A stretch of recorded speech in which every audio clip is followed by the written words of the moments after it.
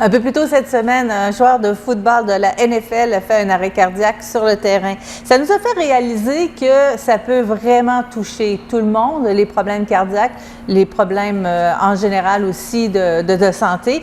Et on s'est rappelé qu'un peu partout maintenant, on voit souvent des défibrillateurs. Donc, on s'est posé la question, de quelle façon moi, en tant que citoyen, je peux aller aider quelqu'un qui a un malaise?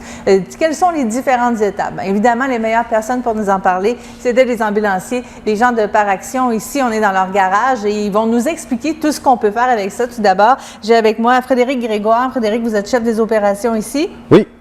Justement, est-ce que c'est quelque chose qui arrive souvent, ça, ce genre de situation, un arrêt cardiaque dans un endroit public? En fait, dans notre secteur, on peut dire que ça arrive moins fréquemment, mais si on prend l'ensemble du pays, un arrêt cardiaque survient toutes les 14 minutes environ au Canada. Donc, oui, ça arrive régulièrement. On peut dire même une fois par jour, peut-être en Chaudière-Appalaches, grosso modo, mais la rapidité d'intervention est très importante dans ces cas-là. Et puis, on a nos collègues ici qui vont nous faire une petite démonstration là, de comment faire, suivre les étapes en fait pour utiliser un DA, reconnaître un ACR. Tu sais, qu'est-ce que c'est un ACR? Qu'est-ce que les gens font? C'est quoi les signes visuels qu'on a? Donc, c'est comme ça qu'on va fonctionner. Bien, vous l'avez dit, rapidité d'exécution. Il faut réagir rapidement pour donner plus de chances à la personne de pouvoir se rétablir. Donc, moi, je vois quelqu'un qui a un malaise. Quelle est la première étape? Qu'est-ce que je dois faire d'abord? OK. La première étape à faire, quelqu'un qui a un malaise ou qui semble ne pas bien aller a besoin d'aide absolument. Donc, du moins, faire le 911 serait une bonne chose et porter secours à la personne le plus rapidement possible. Donc, tu sais, faire le 911 et aller au chevet de la personne pour voir un peu ce qui se passe et rester en ligne avec le 911, ce qui permet pour nous d'avoir les informations qui sont primordiales, savoir est-ce qu'on se déplace en urgent ou en non-urgent selon la catégorisation d'appel. Donc, c'est pas mal les étapes à faire. Et ensuite de ça, il y a un bon coaching qui est fait aussi avec les intervenants du 911 pour aider les gens sur place qui ne savent pas quoi faire, de suivre les étapes pour faire une réanimation efficace. Donc, quand même assez simple avec les téléphones cellulaires. Aujourd'hui, on peut les mettre sur main libre et aller directement vers la personne tout en faisant le 911. Ça serait la première réaction qu'on devrait avoir quand on voit quelqu'un qui a un malaise. Oui, en effet, parce que des fois, on est porté à vouloir trop aller aider les gens rapidement et les lieux sont peut-être pas sécuritaires non plus. Donc, on ne veut pas avoir plusieurs victimes non plus. Donc, c'est important de faire le 911. Puis, à ce moment-là, on est capable d'avoir au bout de la ligne quelqu'un qui va nous aider, qui va nous dire un peu les étapes à faire et quoi ne pas faire si on est mal pris. On a tous déjà eu un petit cours de RCR, soit au cours de natation, à l'école ou peu importe. Ça a changé quand même au fil des années, il ne faut pas se le cacher. Oui, ça a changé un peu. Je vous dirais depuis les dernières années, moins. Par contre, on a rendu, la Fondation a rendu les étapes plus simples et plus rapides aussi pour ce qui est des compressions. Donc, le massage cardiaque, c'est le plus important à faire lors d'un arrêt cardiaque en premier. Il y a le défibrillateur à aller chercher, comme on parlait plus tôt, mais ces deux outils-là, nos mains, en fait, plus le défibrillateur, font augmenter les chances de presque 75% de survie des personnes. Bon, on a justement deux ambulanciers avec nous qui sont Gabriel Lamontagne et Thomas Labré qui sont là pour nous faire la présentation de tout ça, pour nous montrer comment ça fonctionne. Alors, messieurs, je vous laisse aller et nous expliquer qu'est-ce que vous faites exactement. Dans le fond, premièrement, l'utilisation du défibrillateur, c'est un outil qui est vraiment utile justement dans les cas d'arrêt cardio-respiratoire pour rétablir un rythme électrique qui est sain là, au niveau du cœur. Tu sais, ça, c'est la première étape de la chaîne de survie, mettons, qu'on appelle. Ça, c'est, mettons, avant que l'ambulance arrive, avant qu'il soit traité à l'hôpital. Donc, le grand public est très bien outillé avec un défibrillateur. Puis on peut peut-être le montrer à la caméra. Alors, c'est ce petit appareil qu'on voit à certains endroits là, dans les édifices. Fait que combiné avec un massage efficace et puis une ventilation, si on a les outils qui sont appropriés, donc le masque de poche, on a juste là. Si cet outil-là est disponible, bien, dans le fond, on peut l'utiliser pour ventiler, en même temps de faire des compressions et la défibrillation. Ça, on va le trouver, s'il y en a, dans la pochette de premiers soins ou quelque chose comme ça, parce que c'est rare qu'on a ça chez nous. Oui, c'est ça, exactement. Possiblement qu'il peut être dans une pochette, là, ou sinon, si c'est pas disponible, on n'est pas obligé nécessairement de faire des ventilations là, bouche à bouche. Là. OK, donc, le fameux bouche à bouche. Oui, c'est ça, exactement.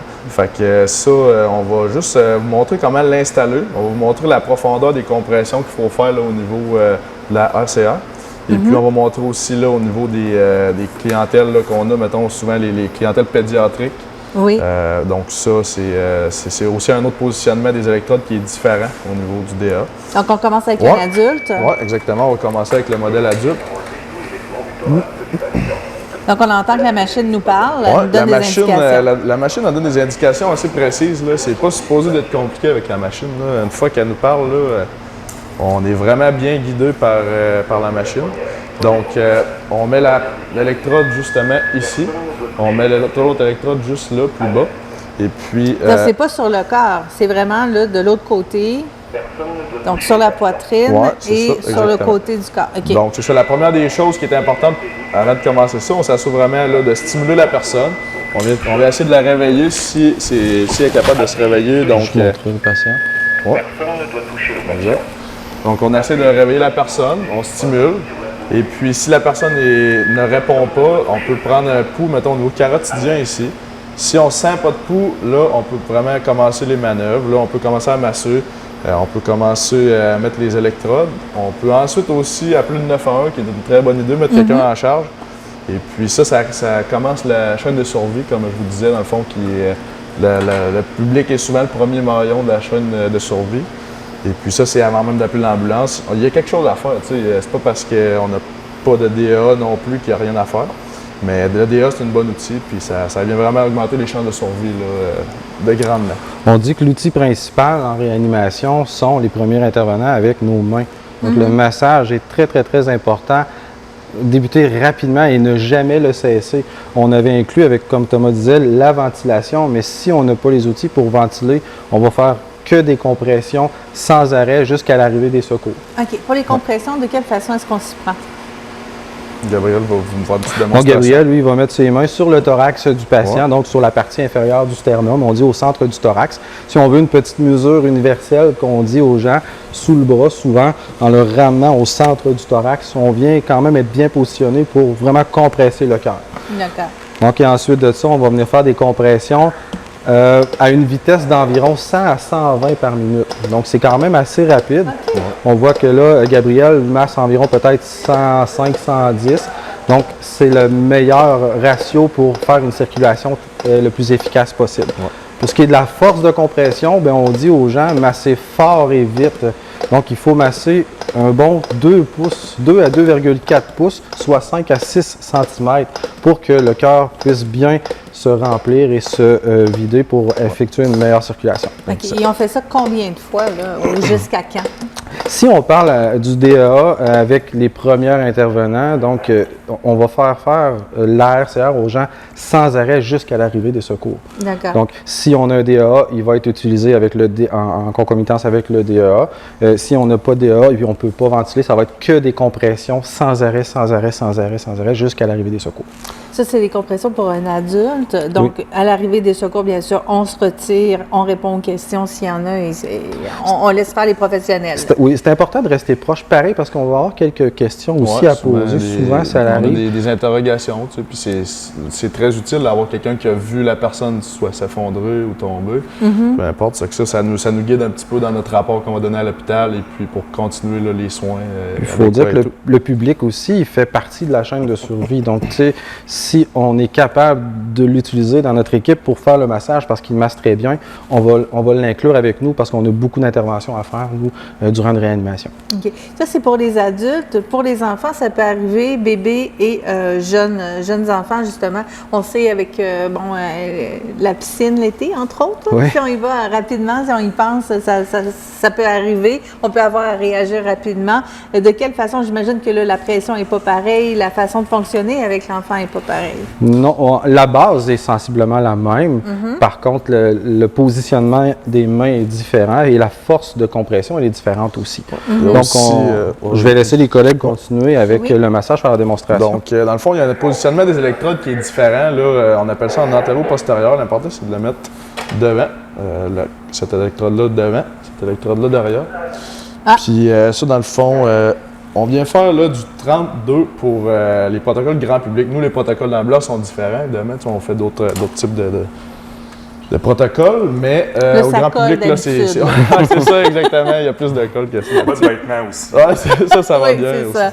Fait que je vais laisser Gabriel faire une petite démonstration des compressions. Peut-être juste déplacer ça pendant ce temps-là. Pas de problème. Donc, pour ce qui est de la vitesse, je peux te laisser, Thomas, dire avec la vitesse puis la force de compression. Exactement.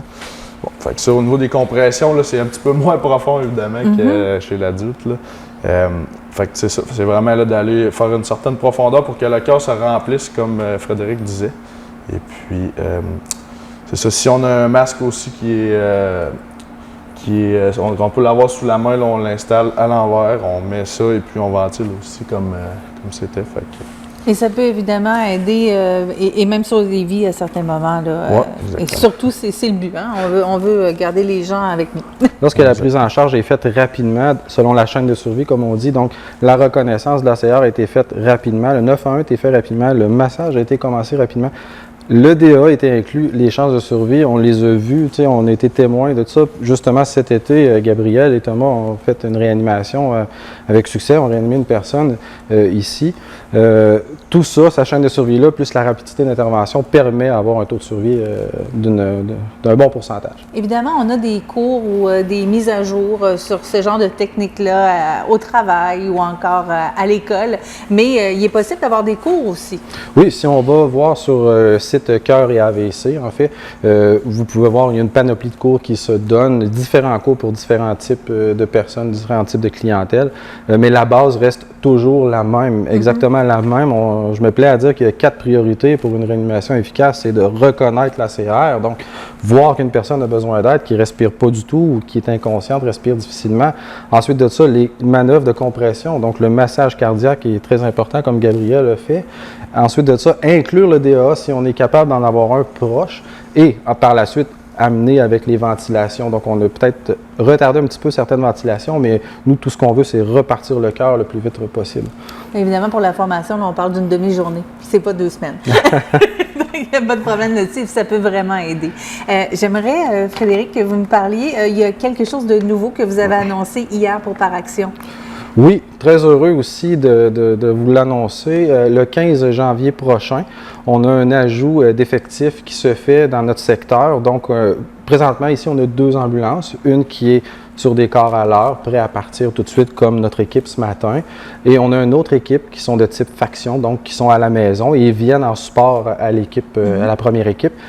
Ça a occasionné des délais de peut-être des fois 10 ou 15 minutes, alors qu'on sait que pour une réanimation efficace, on se doit de faire les manœuvres en dedans de 4 à 5 minutes. D'accord. Donc, à partir du 15 janvier prochain, 7 heures, on a un ajout d'effectifs, en fait, qui va amener l'autre ambulance à être disponible 24 heures sur 24, 7 jours sur 7, prêt à partir dans la minute. Donc, on est très fiers aussi de l'avoir positionné dans un secteur un petit peu plus stratégique, donc plus à l'est, à Cap-Saint-Ignace. Je remercie aussi nos partenaires, là, donc la municipalité de Cap-Saint-Ignace et le service incendie qui vont nous permettre d'aller occuper les locaux durant l'attente des appels. Donc, 2 points stratégiques, 2 ambulances tout le temps disponibles et des paramédics très heureux aussi de cette conversion-là. Donc, on a bien hâte de commencer ce nouveau virage. Ouais. Merci beaucoup pour ce moment. Alors, j'avais avec moi les ambulanciers Gabriel Lamontagne et Thomas Labrec et Frédéric Grégoire, chef des opérations ici à Par Action. Nous sommes dans le garage des ambulanciers de Montmagny. On est bien chanceux de pouvoir être là et on est bien chanceux de les avoir.